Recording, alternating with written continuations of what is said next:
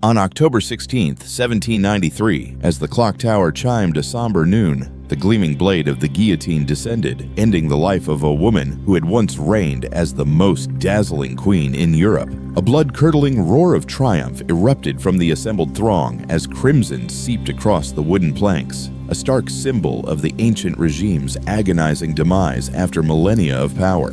Marie Antoinette, the Austrian princess who became France's final queen, faced her end in the most humiliating public display imaginable. Yet this brutal finale represented only the culmination of 76 days of relentless psychological torment, calculated public degradation, and the systematic dismantling of everything she held dear. From the opulent gilded chambers of Versailles to the chilling rat-infested confines of the Conciergerie prison, Marie Antoinette's precipitous fall from grace remains one of history's most arresting reversals of fortune. Her saga transcends mere personal tragedy, offering a visceral lens through which to examine the violent, tumultuous birth pangs of the modern world. The woman who perished on that bleak autumn day was a mere shadow of the radiant queen who had once captivated all of Europe within the Hall of Mirrors at Versailles. Her once vibrant auburn hair, meticulously powdered and adorned with extravagant feathers and priceless jewels, had been crudely shorn, brutally exposing her slender neck to the executioner's unforgiving steel.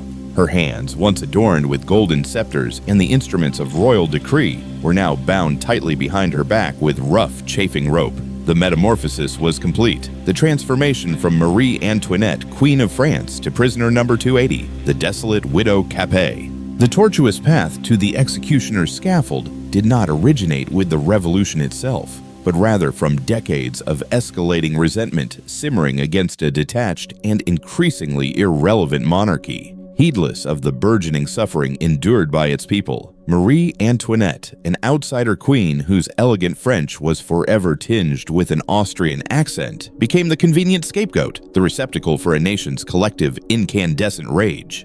In the popular imagination, she was tragically transmuted from a complex human being into a grotesque symbol of everything the French people had come to despise about their aristocratic overlords. Yet, concealed beneath the layers of revolutionary propaganda and fueled by the frenzied hysteria of the mob, lay a far more nuanced and painfully human reality. The woman who ultimately walked towards her appointed death with unwavering dignity was neither the profligate, feather-brained spendthrift of popular myth, nor the treasonous, scheming conspirator of revolutionary fantasy. She was, above all else, a heartbroken mother, forced to witness her beloved children cruelly snatched from her desperate arms, a bereaved wife, having seen her own husband brutally executed just 9 months prior, and, ultimately, a vulnerable human being who somehow endured psychological torture of such magnitude that it would have utterly broken almost anyone else beyond repair. The France of 1793 was a nation consumed by a feverish revolutionary zeal, where even the slightest, most innocuous expression of royalist sympathy could immediately lead to accusations of treason and a swift consignment to the guillotine. The ominously named Committee of Public Safety, ruthlessly led by the chilling figure of Maximilien Robespierre, had unleashed the period that would become forever known in history as the Reign of Terror. Within this poisonous atmosphere of pervasive paranoia and unrelenting violence, Marie Antoinette's fate was sealed long before her trial, not by any semblance of genuine evidence or actual crimes, but by the revolutionary government's desperate need for a potent, symbolic victory over the vestiges of the detested old order. Her trial became nothing more than a grotesque parody of justice, its outcome predetermined from the very beginning, designed more as sensationalized political theater intended to sway public opinion, rather than a genuine legal proceeding aimed at discovering the truth. The ruthlessly ambitious prosecutor, Antoine Fouquier-Tinville, had chillingly preordained her death sentence long before a single piece of evidence had even been presented. The evidence itself was brazenly fabricated, the witnesses shamelessly coached to deliver incriminating testimony, and the verdict was never in any real doubt. Yet even throughout this horrifying ordeal, Marie Antoinette somehow managed to maintain an unshakable dignity that her captors found both infuriating and, strangely, compelling. The harrowing story of Marie Antoinette's final days compels us to confront deeply uncomfortable truths about the darker aspects of human nature, the terrifying price demanded by radical political change, and the almost imperceptible, dangerously thin line that separates true justice from blind, unreasoning vengeance. In an era where the antiquated concept of the divine right of kings was finally giving way to the brave new ideal of the sovereignty of the people, her public execution marked not just the devastating end of a single human life, but the bloody and often brutal genesis of the modern democratic ideal. Her innocent blood would tragically water the tender tree of liberty, but at a terrifying cost that continues to haunt and unsettle us even centuries later. This is the tragic story of those final, terrifying days, a harrowing tale of unimaginable courage displayed in the face of inevitable death, of inviolable human dignity tenaciously preserved against seemingly insurmountable odds, and of a woman who, stripped of absolutely everything she had ever known or held dear, ultimately discovered previously untapped reserves of inner strength she never even knew she possessed. It is a cautionary story that dramatically reveals both the darkest and the brightest aspects of human nature, all played out against the chaotic backdrop of one of history's most turbulent and transformative periods. Marie Antoinette's fateful journey towards the waiting guillotine began far away, in the opulent, sun-drenched corridors of Versailles, where she had resided for 19 years as the very embodiment of extravagant royal excess. Born an Austrian archduchess in 1755, she had been carefully nurtured within the refined and intensely formal court of Empress Maria Theresa, where rigid protocol and elaborate ceremony governed every single moment of daily life. At the tender age of 14, she was married by proxy to the future Louis XVI, in a calculated political alliance strategically designed to strengthen the tenuous ties between Austria and France, two powerful nations that had been bitter enemies for centuries. When the young Marie Antoinette first arrived at Versailles in 1770, the sprawling palace was already home to over 3,000 courtiers, servants, and assorted hangers-on, all utterly dependent upon royal favor for their very survival. The naive young Dauphine quickly found herself thrust into the bewildering center of a world where every fleeting gesture was endlessly scrutinized, every casually uttered word meticulously analyzed for hidden meaning, and every fleeting friendship suspected of some kind of devious political motivation. The unbelievably rigid and complex etiquette of Versailles dictated that she be formally dressed each morning by the highest-ranking lady present, that she was never permitted to eat alone, and that even her most private moments be witnessed by designated observers. The sheer financial burden of maintaining this extraordinarily elaborate court system was staggering. By the 1780s, the exorbitant cost of merely running Versailles alone consumed nearly half of France's entire annual budget, even as millions of French peasants struggled desperately to secure enough meager bread to keep their own families from starving. Marie Antoinette, who had never personally known either genuine want or true hardship, became increasingly and unfairly associated with this shocking extravagance in the public's increasingly jaundiced eye. Her well-documented love of elaborate fashion, compulsive gambling, and lavish entertainments made her an easy and highly visible target for criticism, especially as France's spiraling financial crisis continued to dramatically deepen. The Queen's particularly unfortunate Austrian birth also made her especially vulnerable to increasingly strident accusations of nefarious foreign influence and outright treason. In times of international tension, she was routinely and baselessly accused of surreptitiously passing sensitive French military secrets to her brother, Emperor Joseph II of Austria. These damaging accusations were largely unfounded, but they quickly took deep root in the popular imagination, where she became universally known as l'Autrichienne, the Austrian woman, a derogatory term deliberately laden with suspicion, contempt, and simmering hatred. Her infamous response to reports of widespread bread shortages, "Let them eat cake," though almost certainly apocryphal and most likely completely fabricated, perfectly encapsulated the pervasive public perception of her purported callous indifference towards the escalating suffering of the French peasantry. The damaging phrase, first falsely attributed to her by cynical revolutionary propagandists, epitomized everything the increasingly enraged French people had come to hate about their hopelessly out-of-touch ruling class. Whether she actually ever uttered those incredibly damaging words mattered far less than the damning fact that so many people were so readily willing to believe that she very easily could have. The Queen's creation of the Petit Trianon, a smaller, more intimate palace discreetly nestled within the expansive grounds of Versailles, where she could briefly escape the suffocating restrictions of the ever-present court protocol, was widely interpreted as yet another egregious example of her frivolous spending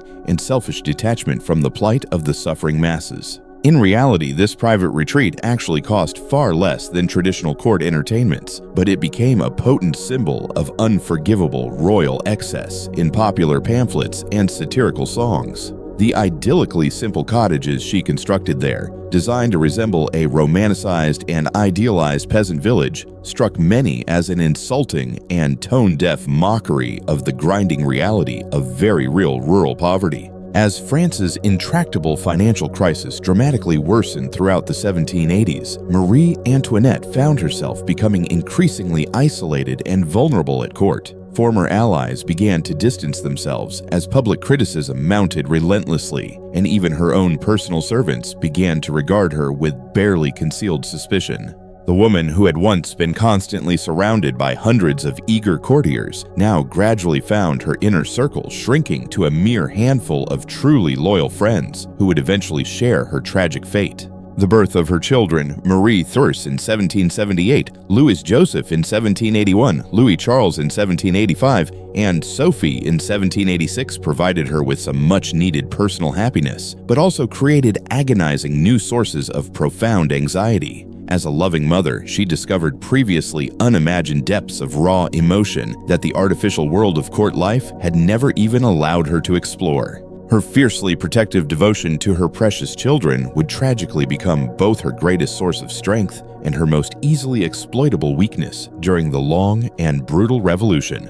The looming political crisis that would ultimately destroy the French monarchy was already rapidly brewing by the late 1780s. France's hugely expensive participation in the distant American Revolution had pushed the nation perilously close to the very brink of complete bankruptcy, while radical Enlightenment ideas concerning individual rights and the previously unheard-of concept of government accountability rapidly spread throughout educated society.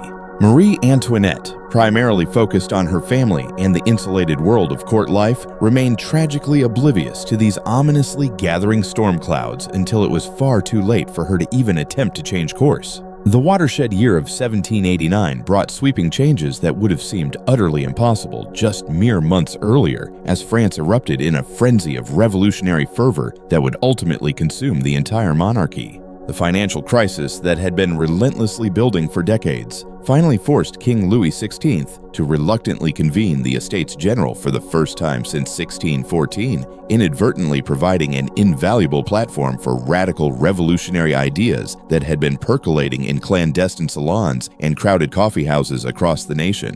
Marie Antoinette watched with ever-increasing alarm as the previously unshakable traditional order began to crumble ominously all around her. The early months of the revolution were marked by what initially seemed like manageable political reforms, but Marie Antoinette acutely recognized the very real existential threat they posed to absolutely everything she had ever known or believed in. When the Third Estate defiantly broke away to form the National Assembly in June 1789, boldly declaring themselves the true representatives of the French people, the Queen passionately urged her indecisive husband to deploy military force to forcibly disperse them. Her fateful advice, tragically ignored by the dangerously vacillating king, would later be used as inflammatory evidence of her purported counter-revolutionary activities. The storming of the Bastille on July 14, 1789, sent terrifying shockwaves throughout Versailles and decisively marked the point of no return for the antiquated old regime. Marie Antoinette, upon first hearing the shocking news, reportedly declared that the monarchy was facing its greatest crisis since the bloody religious wars of the 16th century. The profound symbolic power of the earth-shattering event, common citizens audaciously attacking a formidable royal fortress, dramatically demonstrated that the long-established boundaries between ruler and ruled had been irrevocably shattered. As revolutionary fervor spread rapidly through the streets of Paris and into the surrounding countryside, Marie Antoinette found herself increasingly portrayed as the malevolent evil genius, nefariously orchestrating royal resistance to much-needed reform. Scurrilous pamphlets graphically depicting her as a depraved schemer circulated freely, often including pornographic imagery that ruthlessly reduced the queen to a collection of the most vile and dehumanizing stereotypes concerning female sexuality and sinister foreign influence. These inflammatory publications, collectively known as libelles, deliberately created a grotesque public image of Marie Antoinette that bore absolutely no resemblance to reality, but proved devastatingly effective in poisoning popular opinion against her.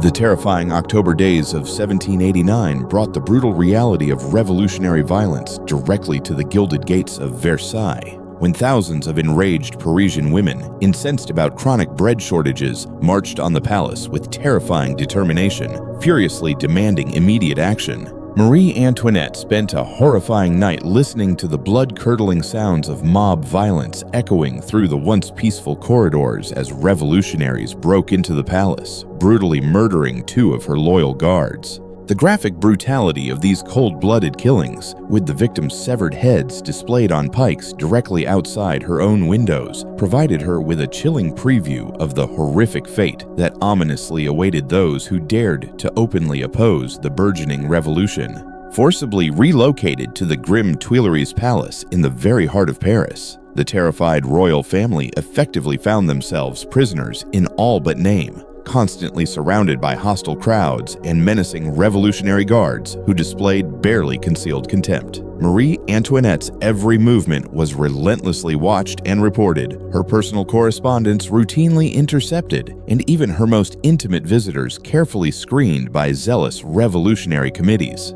The elaborate court ceremonies that had once structured her days were brutally replaced by an atmosphere of constant surveillance and barely suppressed menace. The ill-fated attempted flight to Varennes in June 1791 represented the royal family's desperate, last-ditch bid for freedom and irrevocably marked the beginning of the inevitable end for Marie Antoinette. The meticulously planned escape, cleverly designed to transport them to loyal troops stationed near the fortified frontier, tragically collapsed when the easily recognizable king was spotted and identified by a local postmaster in the small town of Varennes. Their subsequent capture and humiliating forced return to Paris in a heavily guarded carriage definitively ended any remaining pretense that they were anything other than helpless prisoners of the ever-escalating revolution. The immediate aftermath of the failed Varennes escape attempt witnessed a dramatic and irrevocable hardening of revolutionary attitudes towards the already distrusted monarchy. Marie Antoinette, who had actively helped to plan the desperate escape,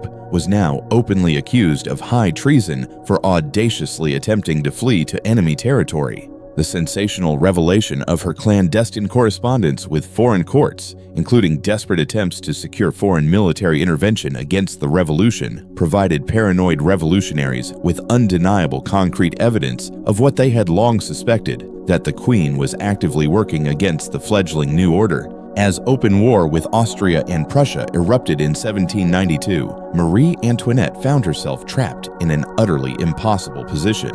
Her own brother was now personally leading a powerful coalition of hostile European monarchs against revolutionary France, making her unwavering loyalty to her adopted country inherently suspect in the suspicious eyes of many. Every single French military defeat was unfairly blamed on sensitive intelligence purportedly passed to the enemy by the treacherous Queen, while every hard-won victory was cynically seen as occurring despite her nefarious efforts to actively aid France's enemies. On August 13, 1792, the devastated royal family was callously transferred to the Temple, a formidable medieval fortress located in Paris that would ominously serve as their desolate prison for the next 13 agonizing months. The Temple, originally built by the powerful Knights Templar in the 12th century, had been crudely converted into a grim fortress characterized by thick, imposing stone walls and narrow, heavily barred windows that allowed only scant light to penetrate the gloomy interior.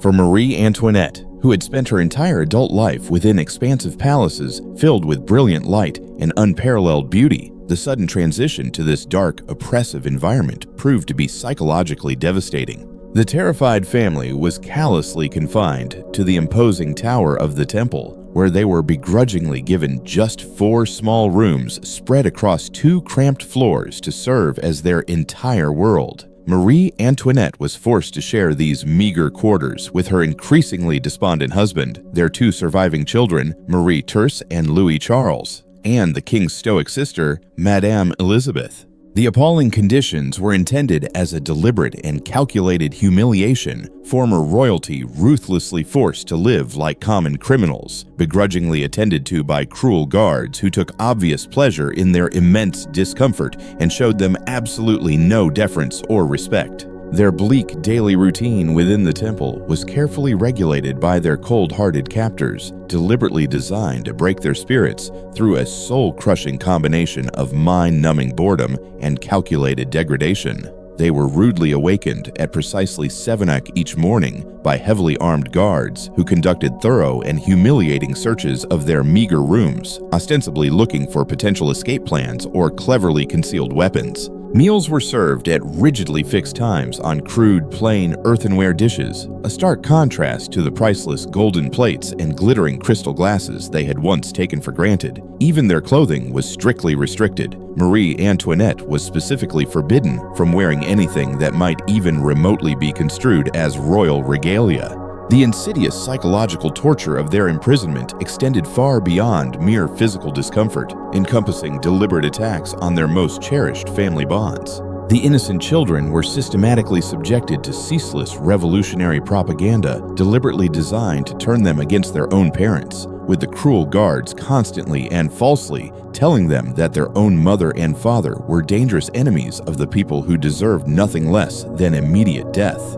Young Louis Charles, barely 7 years old, was particularly targeted for this vile treatment, as the ruthless revolutionaries desperately hoped to manipulate him as a puppet-like symbol of the new order if they could somehow completely separate him from his family's unwavering influence. Marie Antoinette's fiercely maternal instincts provided both her greatest source of inner strength and her most agonizingly vulnerable point during her horrific temple imprisonment. She fought desperately to protect her beloved children from the relentless psychological manipulation perpetrated by their cruel guards, cleverly creating elaborate games and crafting imaginative stories to maintain some semblance of normalcy within their increasingly surreal lives. She diligently taught her bright daughter to read in multiple languages and patiently helped her young son with his lessons, tenaciously clinging to these last remaining vestiges of a normal family life as critical anchors in an increasingly hopeless situation. The cruel isolation from the outside world was perhaps the most devastating aspect of their long imprisonment. The besieged family received carefully censored news about the ongoing progress of the war and the radical changes rapidly sweeping across France, but they were completely cut off from their trusted friends, remaining supporters in any realistic possibility of rescue. Marie Antoinette, who had once resided at the very heart of European politics, now learned about momentous events that would ultimately determine her own tragic fate through fragmented reports from callous guards who seemed to derive perverse pleasure from delivering only the very worst possible news. The show trial and subsequent execution of King Louis XVI in January 1793 brutally shattered whatever faint hope Marie Antoinette might have stubbornly maintained for her family's ultimate survival. On the bitterly cold morning of January 21st, she listened in abject horror to the ominous sound of drums and celebratory cannon fire that chillingly announced her husband's agonizing death, realizing with heartbreaking certainty that she had instantly become a desolate widow and her innocent children helpless orphans. The immense trauma of losing her beloved Louis VI was further compounded by the agonizing knowledge that she would now be forced to face the revolution's unbridled wrath completely alone,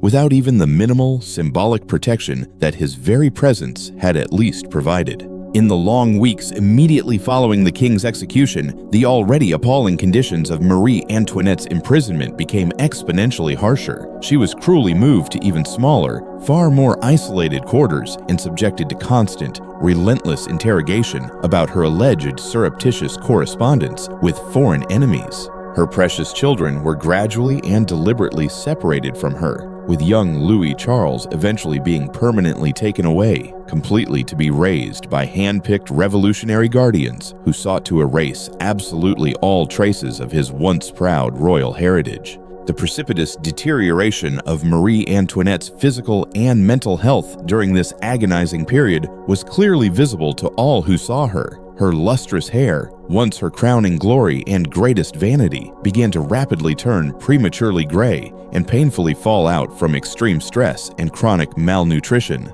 She suffered from irregular bleeding, debilitating migraine headaches, and what her unsympathetic captors dismissively diagnosed as hysteria, but was more likely the predictable result of profound trauma and utter despair. Yet, even through it all, she somehow managed to maintain an outward dignity that both frustrated her captors and impressed even her sworn enemies. On August 1, 1793, at precisely 2:00 in the still of the night, Marie Antoinette was brutally awakened by a squad of armed guards and coldly informed that she was to be immediately transferred to the Conciergerie, the notorious prison attached to the Palais de Justice in Paris. The sinister timing of the sudden transfer, conducted in the dead of night, was completely deliberate, cynically designed both to prevent any potential rescue attempt and to dramatically emphasize her utter powerlessness. As she was roughly led away from the temple, she turned to sadly gaze one last time at the windows where her beloved children lay sleeping, tragically unaware that she would never see either of them again. The infamous Conciergerie represented the absolute nadir of the already brutal French prison system, a horrifying place where common criminals, forgotten political prisoners, and condemned nobility alike languished while awaiting imminent death in conditions of almost unimaginable squalor and degradation. Originally built in the 14th century as a part of the royal palace, it had been crudely converted into a teeming prison that routinely housed up to 600 desperate inmates in spaces originally designed for barely half that number. The stomach-churning stench of unwashed bodies, accumulated human waste, and rotting food permeated every single corner of the building, creating a nauseating atmosphere that physically assaulted all of the senses. Marie Antoinette's tiny cell, measuring a meager 12 feet by just 8 feet, contained nothing more than a flea-infested straw mattress, a rickety small table, and a wobbly chair. A flimsy screen provided only minimal privacy from the prying eyes of the guards who watched her constantly, day and night, meticulously recording her every movement and eavesdropping on every conversation. The rough stone walls constantly wept with moisture, creating sickening pools of stagnant standing water that bred rampant disease and filled the air with the ever-present smell of noxious mold and pervasive decay. For a woman who had once resided in gloriously decorated rooms adorned with silk and gold, the sudden transition to this horrific hellhole was deliberately intended to break her long-suffering spirit completely. The prisoner who had once been the revered queen was now known simply as the dehumanizing Widow Capet, a contemptuous designation that denied her any remaining semblance of royal status and deliberately reduced her to the most basic and vulnerable level of mere human existence. Her bleak daily routine consisted of endless hours of either sitting or restlessly pacing within her tiny cell, interrupted only by meager meals of watery, flavorless soup and stale black bread that barely provided enough sustenance to sustain even the most meager life. She was cruelly forbidden books, writing materials, or any other form of entertainment that might even momentarily distract her from contemplating her grim and seemingly inevitable fate.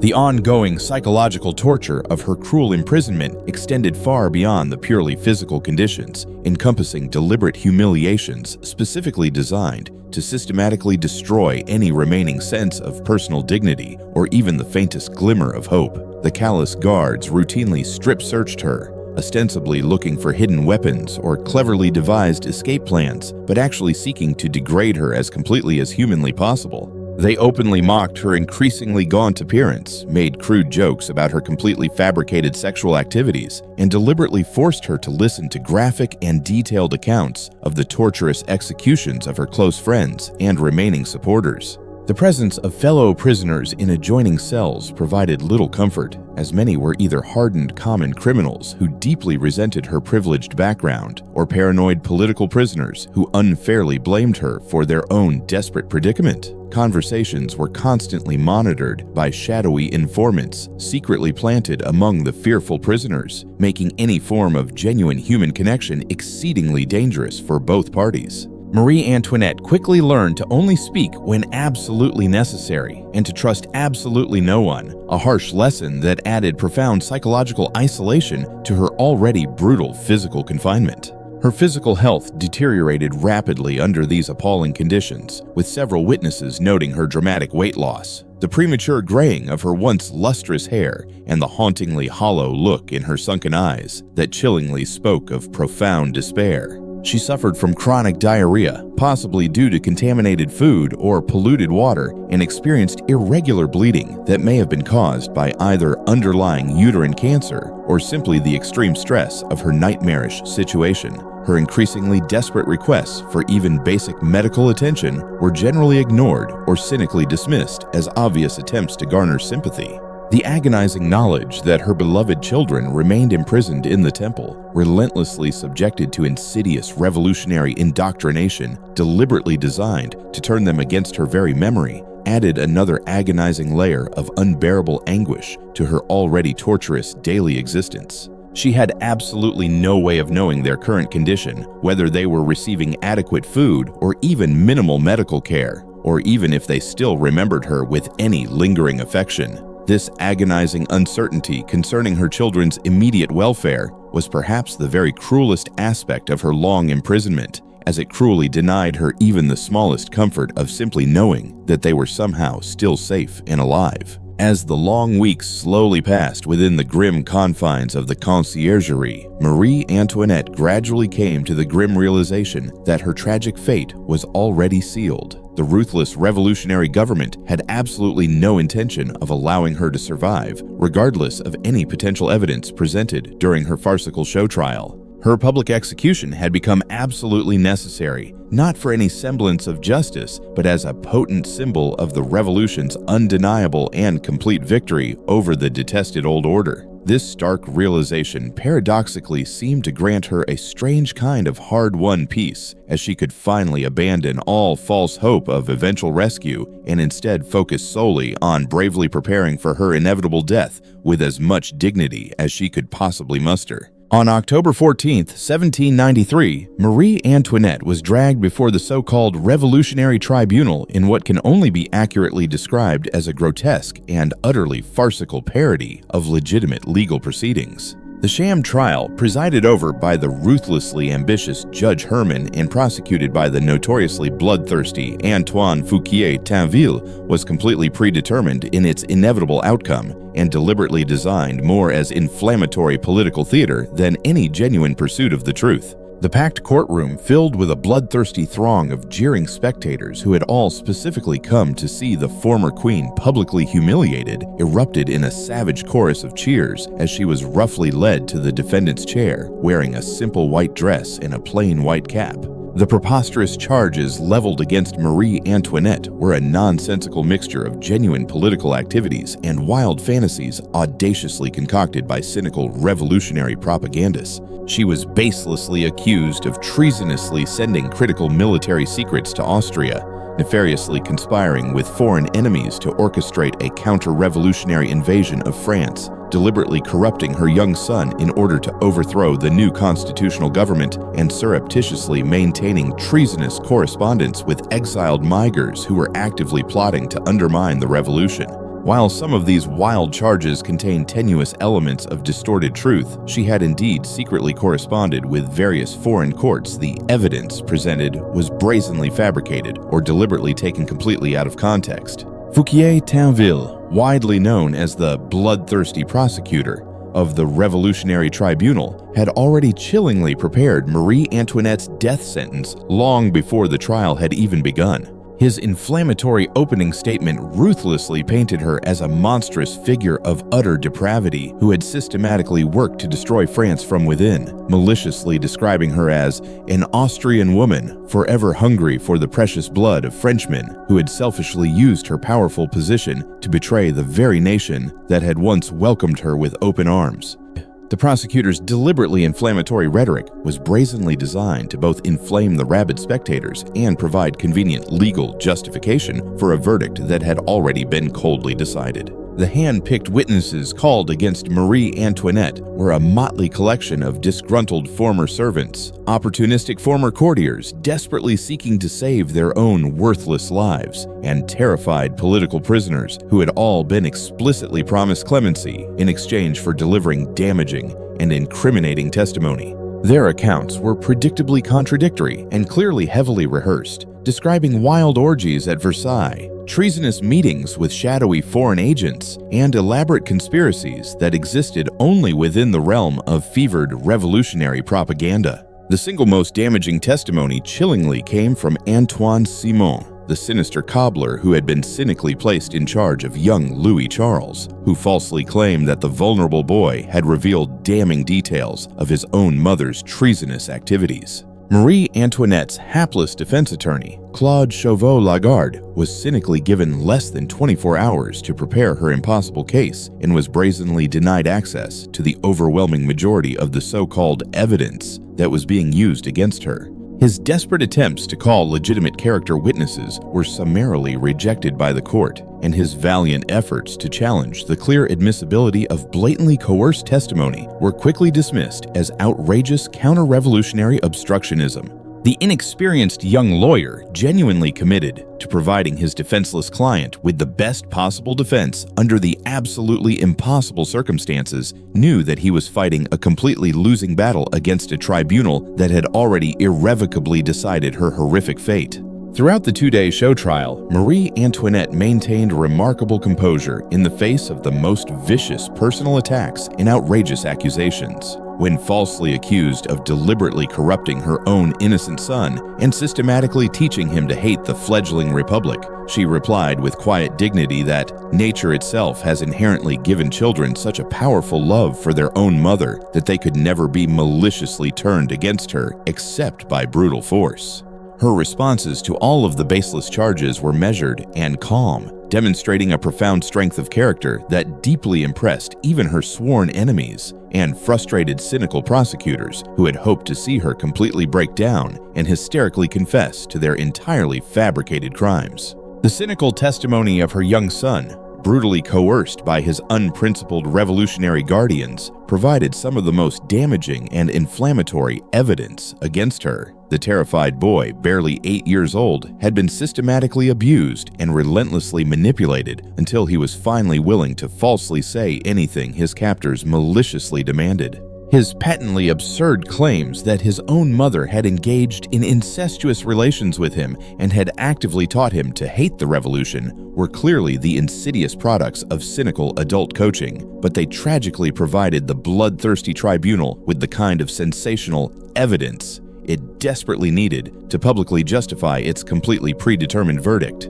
The trial's inevitable conclusion was as cynically foreordained as its very beginning, with Judge Herman barely even bothering to deliberate before pronouncing Marie Antoinette guilty on all specious charges. The chilling sentence of death was delivered with theatrical flourish, as the presiding judge declared that she would be executed for the heinous crimes of conspiracy against the sacred liberty of the nation and treasonous attacks against the fundamental security of the state. The jeering spectators erupted in a savage celebration, loudly shouting "Death to the Austrian" and "Down with the vile tyrant," as armed guards prepared to rudely escort her back to her cold prison cell. The sheer speed of the preordained proceedings, less than 48 hours from their carefully orchestrated beginning to their inevitable end, reflected the revolutionary government's fanatical determination to eliminate Marie Antoinette as quickly as humanly possible. Her carefully stage-managed execution was coldly scheduled for the following morning, cruelly giving her less than 24 hours to prepare for her inevitable death. This calculated haste was completely deliberate, cynically designed both to prevent any potential rescue attempt and to maintain the revolutionary momentum that relentlessly demanded constant spectacles of highly publicized violence in order to sustain widespread public support for the increasingly radical government. The long night of October 15, 1793, marked Marie Antoinette's final hours on Earth, a period of profound solitude during which the long-suffering former queen finally faced the agonizing reality of her impending execution with remarkable courage and unwavering dignity, returned to her dank cell in the infamous Conciergerie immediately following her farcical show trial. She finally found herself completely alone with her innermost thoughts for the first time in many long months. No longer sustained by even the faintest sliver of hope that justice might somehow miraculously prevail, the stark knowledge that her long-feared death would inevitably come with the new dawn paradoxically brought a strange and unexpected sense of hard-won peace. After the agonizingly prolonged agony of terrifying uncertainty, her very first act upon sadly returning to her desolate cell was to finally write a heartfelt final letter to Madame Elizabeth, her devoted sister-in-law, pouring out her innermost feelings in carefully chosen words that poignantly revealed both her profound faith and her deep maternal anguish. "I am calm, as people are whose conscience is clear," she patiently wrote. "I deeply regret having to abandon my poor children. You know that I existed only for them and for you, who in your genuine friendship sacrificed everything to be with us." The touching letter, painstakingly written by candlelight on coarse paper with a small stub of pencil, represented her final desperate attempt to meaningfully communicate with the uncaring outside world. The armed guards assigned to closely watch her during these last precious hours were visibly struck by her dramatic transformation from the broken, despairing woman they had been tormenting for so many long months into someone who had somehow found deep inner strength in the very face of inevitable death. She quietly spent much of the long night in fervent prayer, kneeling on the cold stone floor despite her obvious physical weakness, drawing much-needed comfort from the unwavering Catholic faith that had faithfully sustained her throughout her incredibly difficult life. Her heartfelt prayers were not for any miraculous rescue or 11th-hour clemency, but rather for the internal fortitude to bravely face her imminent death with grace and dignity, and for the genuine forgiveness of her implacable enemies. The meticulous physical preparations for the horrific execution required careful attention to every minute detail in order to ensure that her gruesome death proceeded both smoothly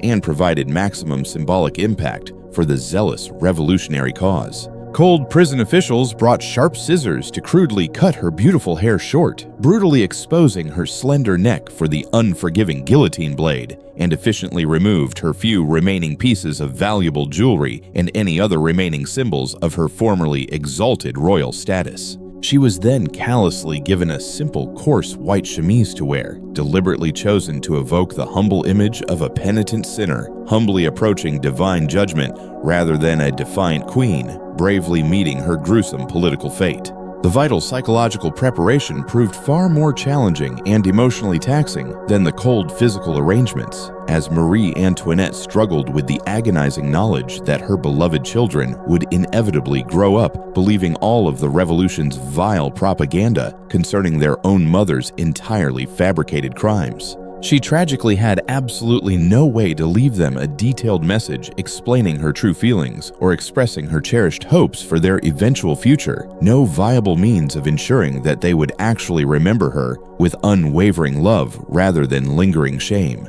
This cruel and permanent separation from her precious children represented her greatest and most inconsolable agony, far exceeding any fear of excruciating physical pain or even imminent death itself. Throughout the long night, she was visited by Abbe Gerard, a constitutional priest who had sworn official allegiance to the revolutionary government but still offered what meager comfort he could to the condemned prisoners languishing within the dank conciergerie. Marie Antoinette, who had fervently hoped for a devout priest who was loyal to Rome rather than the revolution, initially rejected his ministrations, but ultimately accepted his well-intentioned presence as far better than facing her own impending death completely alone. Their quiet conversations, conducted in barely audible whispers so as not to disturb the nearby guards, primarily focused on forgiveness and redemption rather than bitter politics or lingering regret.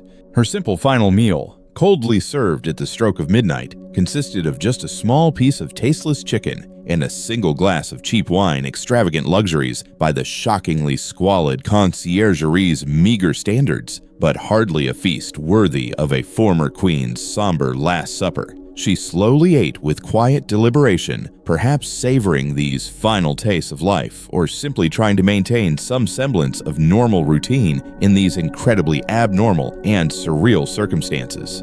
The cold guards maliciously noted that she seemed noticeably calmer during this final meal than she had appeared in several long weeks, as if the stark certainty of imminent death had finally freed her from the agonizing anxiety of unrelenting uncertainty. As the first pale light of dawn began to ominously approach, Marie Antoinette silently completed her final preparations by carefully destroying the few intensely personal papers she had somehow managed to keep carefully hidden from her ever-vigilant captors. These intimate items included several cherished letters from her precious children and a small, carefully concealed portrait of her beloved Louis XVI that she had somehow managed to bravely preserve throughout her long and harrowing imprisonment. Her quiet destruction of these precious items was both practical, in order to prevent them from ever falling into the ruthless revolutionary hands, and deeply symbolic, representing her own final act of stoic control over her personal narrative and enduring memory. The ominous sound of intense preparations in the courtyard below the frantic construction of the waiting scaffold, the eager arrival of the grim executioner's eager assistants, the growing assembly of armed soldiers specifically tasked with maintaining strict order, provided a haunting soundtrack to her final hours. She could clearly hear the growing crowd of impatient spectators noisily assembling in the surrounding streets, their voices rising in fervent anticipation of the morning's grim entertainment. Yet, rather than being utterly terrified by these increasingly strident sounds of approaching death, she strangely seemed to draw both solace and strength from them, as if the increasing proximity of her inevitable end strangely gave her the inner courage to stoically face whatever lay ominously ahead. At precisely 11 on the morning of October 16, 1793, Marie Antoinette bravely emerged from the cold Conciergerie to finally begin her harrowing final journey through the jeering streets of Paris. The horrific transformation. So, as we've seen, the story of Marie Antoinette isn't just a tale of royalty and revolution, but a deeply human story of resilience in the face of unimaginable adversity. It's a potent reminder that even when stripped of everything, the human spirit can find a way to endure, to maintain dignity, and to leave behind a legacy that continues to resonate centuries later. It's a story about the complexities of history, the dangers of propaganda, and the enduring power of love and courage. What are your thoughts on Marie Antoinette's final days? Did anything in particular resonate with you? I'd love to hear your comments, questions, or any insights you might have on this fascinating and tragic figure. Let's get a discussion going. And if you found this exploration of Marie Antoinette's story compelling, please hit that subscribe button so you won't miss out on future deep dives into history and the human condition. There's always more to uncover, and I'd love to have you along for the journey.